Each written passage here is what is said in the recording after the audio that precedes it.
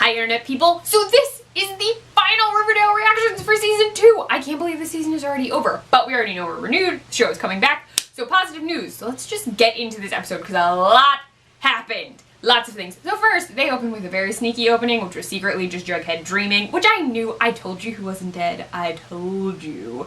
Too much marketing capital in that young man. So anyway, Jughead wakes up in the hospital. FP is there. FP informs him that the Serpents lost. They've been kicked out of the South Side. They're done. There's nothing left, which is terrible. And he talks like they got arrested, people left town, all of this.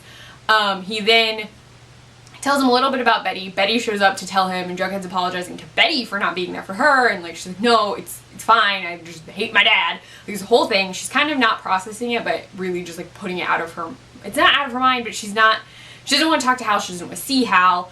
And then we learn that the entire house has been like flooded by people with phones taking pictures, and Alice is standing outside yelling at them in her pajamas, and Betty shoos them all away and makes them leave.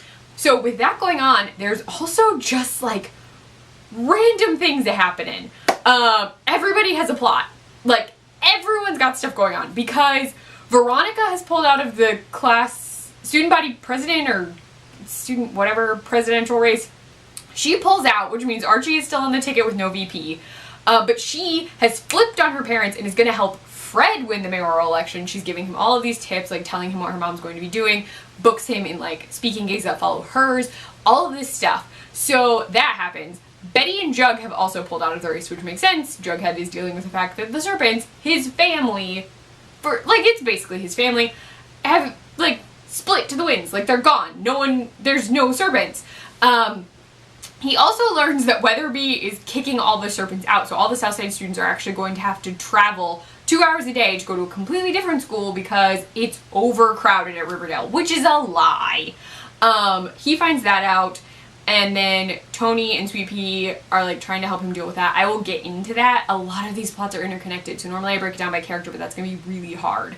That's going on. We learn that Ethel is running for president of whatever at Riverdale.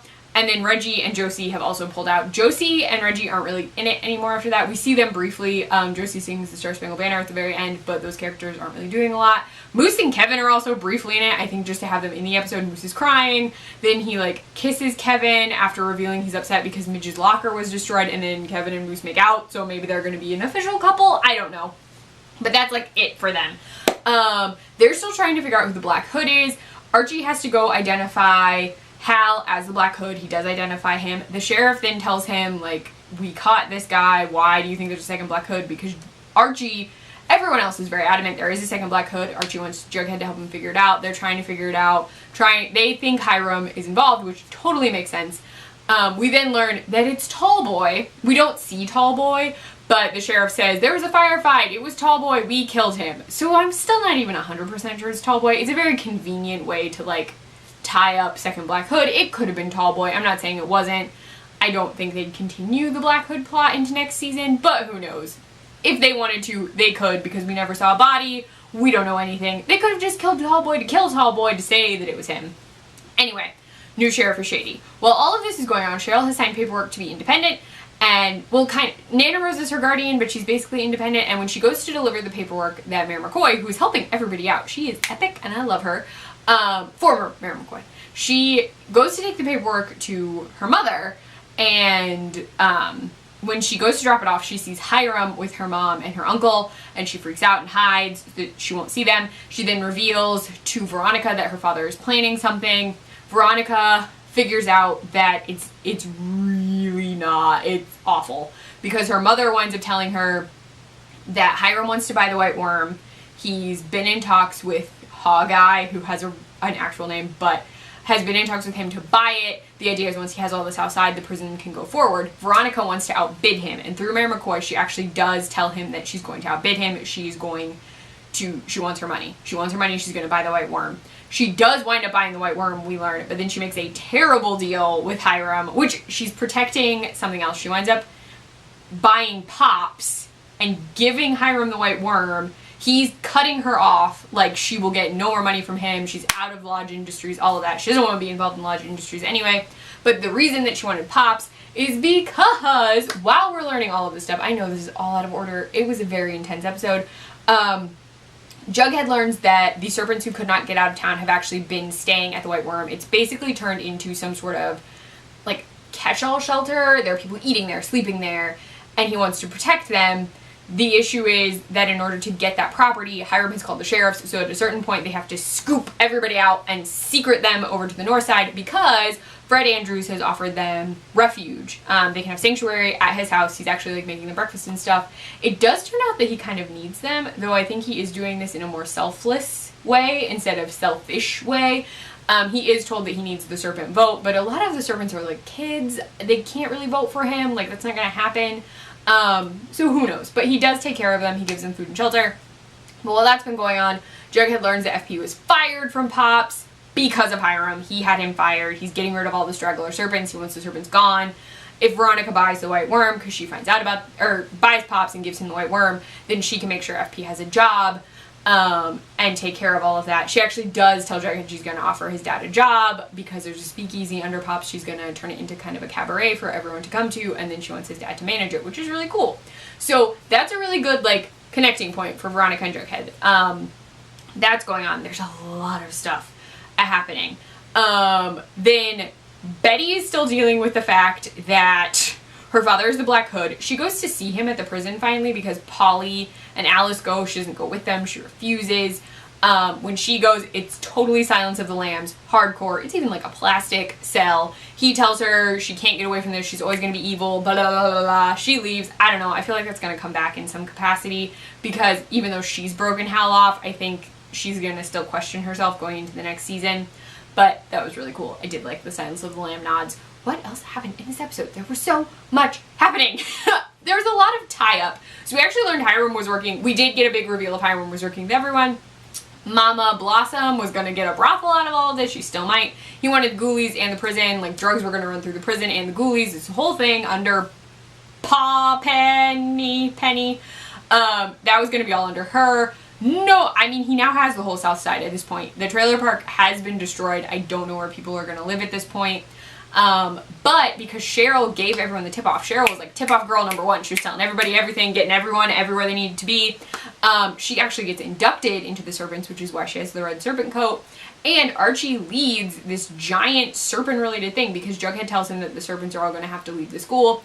He somehow finds a way for everyone at Riverdale High to have a serpent's jacket. There's a lot of them. I don't know where they got all those.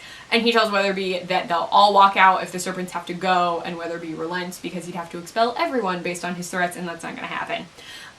So the serpents are actually okay now, and FP officially retires and hands everything over to Jughead, which is very interesting. So now Jughead is Serpent King, and he seems okay, but there's still a lot of stuff happening.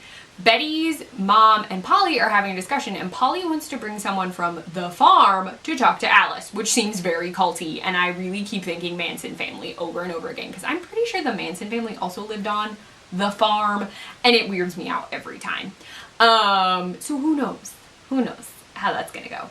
So that's happening. Veronica has split with her family and taken sides with the Andrews at this point. I don't know, but Hermione still cares about her. Hermione actually goes and congratulates Fred on a good campaign, but he does lose. He does not get the mayoral campaign. Hiram says he's still in control of Hermione. We learn that later when he has his meeting, but Fred did lose. I don't know what that will mean moving forward for any of them, but he did. Archie wins the presidency at the school, which is very cool for him. It was him versus Ethel, and I'm like, he's the lead in the show, he's gonna get it. So that's how that went down. What other plots happened? I feel like that's about everything. It was a lot of tie-up.